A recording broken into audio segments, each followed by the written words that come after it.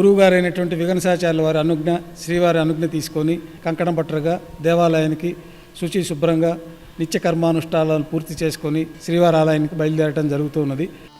శ్రీవారి వార్షిక బ్రహ్మోత్సవాలను శ్రీ వైఖానస భగవత్శాస్త్ర విధిగా నియమబద్ధంగా నిర్వహించేందుకు శ్రీవారి అర్చకులలో ఆగమ మంత్ర క్రియాభాగాలు క్షుణ్ణంగా అధ్యయనం చేసిన వారికి ప్రధానాచార్యులుగా బాధ్యతలు ఇవ్వబడతాయి.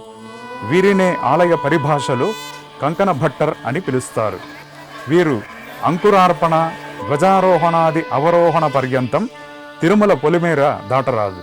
త్రికాలములలో సమంత్రక స్నానము, సంధ్యానుష్ఠానాదులు, బ్రహ్మచర్య వ్రతాచరణ, ఏకభుక్తము మొదలైన నియమాలు ఆచరిస్తూ దీక్షాబద్ధులై త్రికరణ శుద్ధితో స్వామివారి కైంకర్యాలు నిర్వహించాలి.